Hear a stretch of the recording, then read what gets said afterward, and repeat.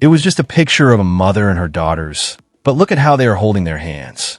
Dr. James Mitchell had never seen anything like this in his 15 years of studying photographs at the New York Historical Society.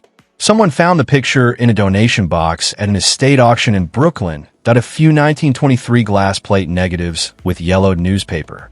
Most of them showed classic scenes from the late 1800s, like children in Sunday clothes, merchants with stern faces, and wedding celebrations. But one picture made him stop in his tracks. Three women looked at each other over time. A mother, who was probably in her 40s, sat in the middle of a fancy wooden chair that on either side of her were her daughters, who looked to be in their late teens or early 20s. All three were African American, well-groomed, and wore colorful gowns with lace details that were very detailed. A painted garden was the background for the formal studio. James was not impressed by the composition or the dignified expressions of the subject. They were using their hands. The mother's hands were folded in a strange way on her lap. She crossed her right thumb over her left and stretched out her index and middle fingers while curling the others inside. The daughters put one hand on their mother's shoulders and arranged their fingers in the same way on purpose. James has looked at thousands of portraits from the Victorian era. Most of the time, the participants' hands were naturally folded or resting on props. Photographers needed to be completely still during the long exposure time.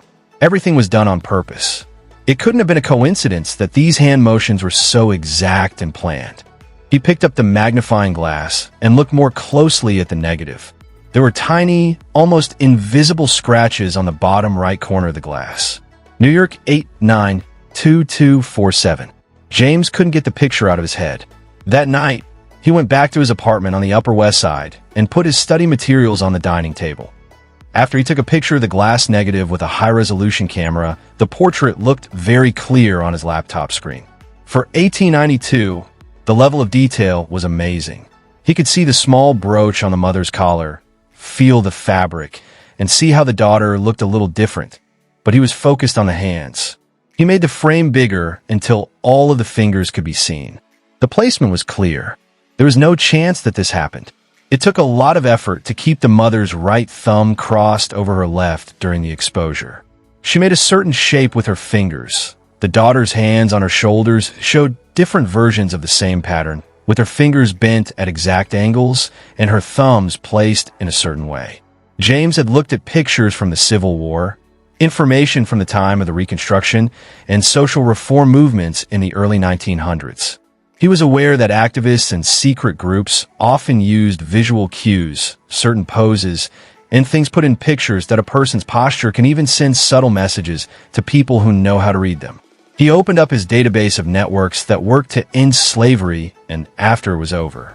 Songs, symbols, and quilts were all part of the Underground Railroad.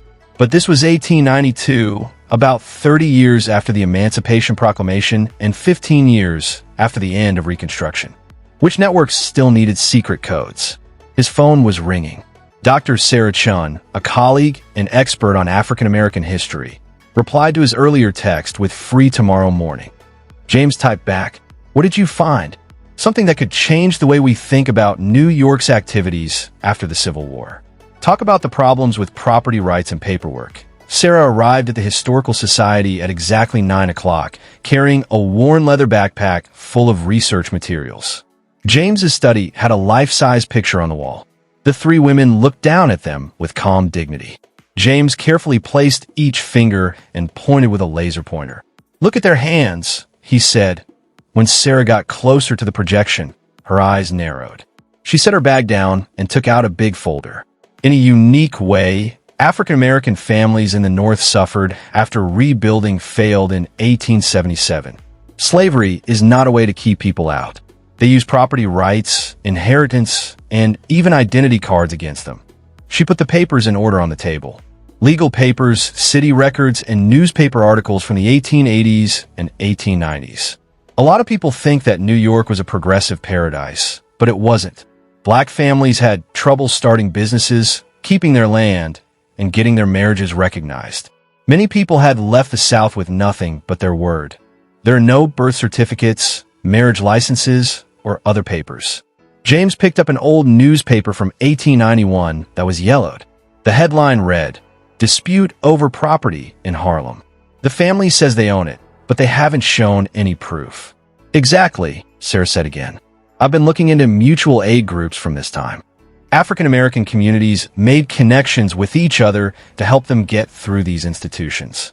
They set up their own ways to check things, raised money to hire lawyers, and told people about officials who were friendly to them after the officials turned them down. Secret networks, James said under his breath. Not secret in the sense of hidden, Sarah said. It worked with existing structures in ways that white authorities didn't know about or couldn't understand, and it was hidden in the sense of being parallel. James looked back at the picture. What if this isn't just a photo of the family? What happens if it's documentation? The engraved numbers in the corner, New York 1892247, with a key to solving the case.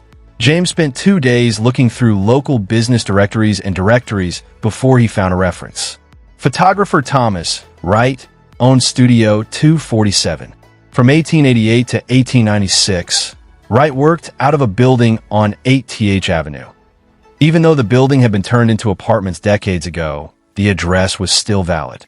James stood on the sidewalk and looked at the brick front as it used to be.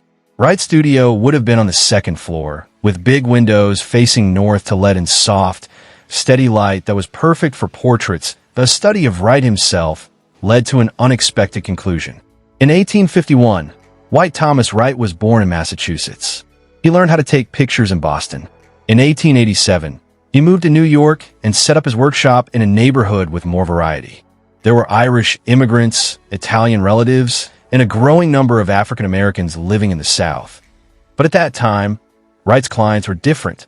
Wright's ads ran in magazines for African Americans, but most white photographers either wouldn't take pictures of black clients or charge them a lot more. He treated all of his clients the same at his studio. In 1894, Wright interviewed Sarah for a small progressive journal. He said that everyone, no matter where they came from, should have a good portrait. He also talked about photography as a way to keep memories and show respect. James saw a quieter kind of involvement, a conscious decision to stand with a group that others didn't care about. Sarah said that James was on her side after reading over his shoulder. He would have helped make, record, and share these hand signals if they were codes. James got in touch with Dr. Marcus Thompson, a Columbia University expert on visual communication systems and the history of cryptography. That afternoon, Marcus got to the Historical Society. James's strange phone call piqued his interest. Marcus said that even though Victorian codes may seem very hard to us now, the people who use them usually got a lot out of them.